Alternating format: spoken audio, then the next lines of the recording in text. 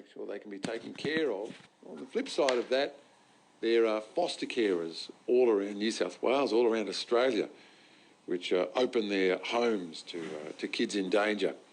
And there's been some changes lately. The Wood Inquiry into Child Protection in New South Wales listened to some concerns about the child protection system, including some of the issues which were raised by foster carers. And one of the main recommendations of the Wood Inquiry was that non-government agencies should provide out-of-home care instead of the government Community Services Department.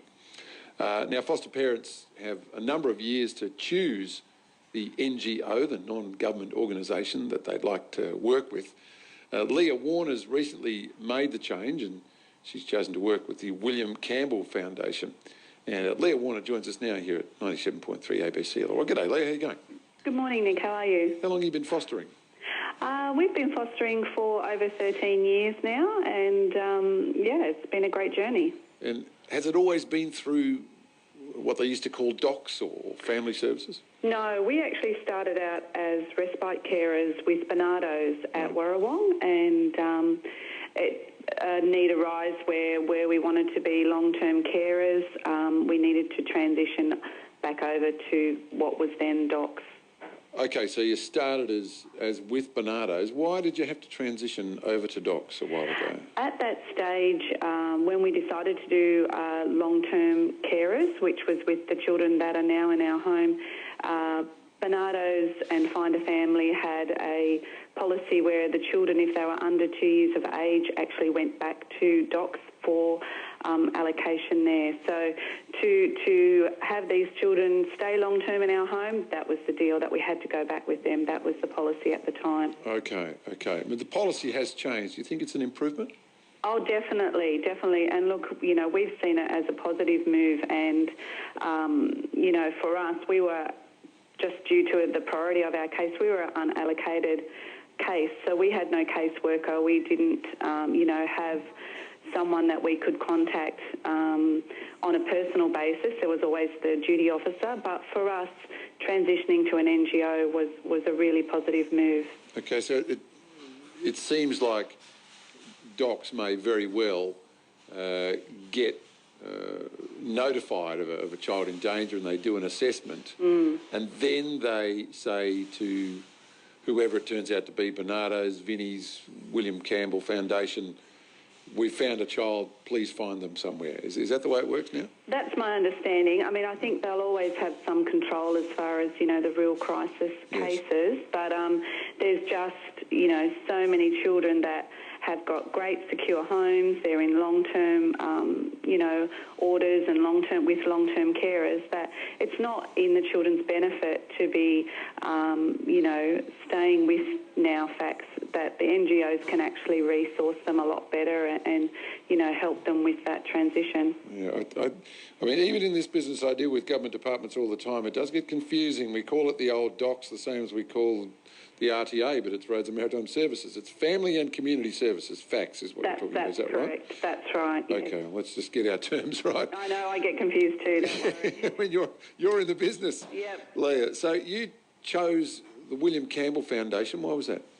Well, we've actually known Bill Campbell through other people that we know. So we knew of his journey to provide foster care and his journey to, I guess, get accredited and to form the foundation that is, you know, what it is today. Can you tell me a bit about that journey?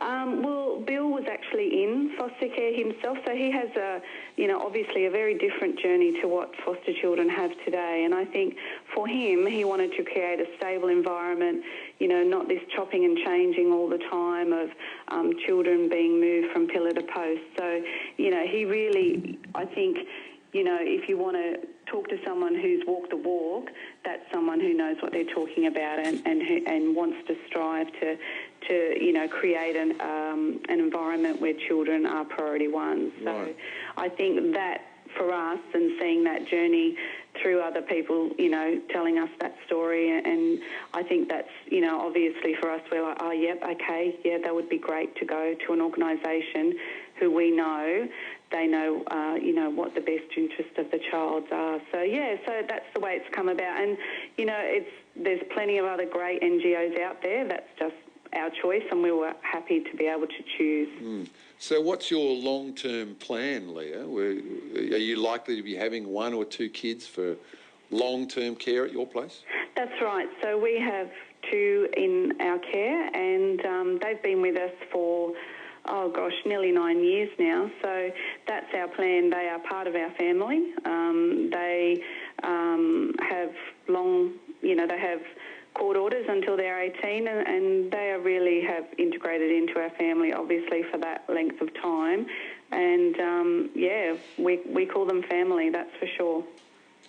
And will you have more, do you think? Do William Campbell call you up and say, I've got another one, I know you've got a spare bedroom? Look, never say never. I mean, when we started out, we started out as respite carers, and long-term was never our plan, What changed your mind? I think because... they're human beings. And once you form relationships and bonds with children, you just fall in love with them. And obviously if you're in a respite or a crisis, you have a very different mindset. You still, it's kind of an auntie, I guess, type of mindset that, you know that they're going back home, or that they're moving on somewhere permanently. But the long term is, for us, that's how it came about, is that we were actually doing respite for the children that are now with us. So we actually formed a relationship before the need arose for them to go long term. So, you fall in love with children, and you don't want them to go anywhere else. You want them to stay with you. So it's about forming that bond and that relationship. So that's kind of that's kind of how it evolved. But it was never, certainly 13 years ago, if someone had said to me, oh yes, you'll be doing long term, I would have said, oh no, that's not the plan. Life happens. Would you recommend it as an experience, experience sounds too light. It's, as a path for people with a stable home?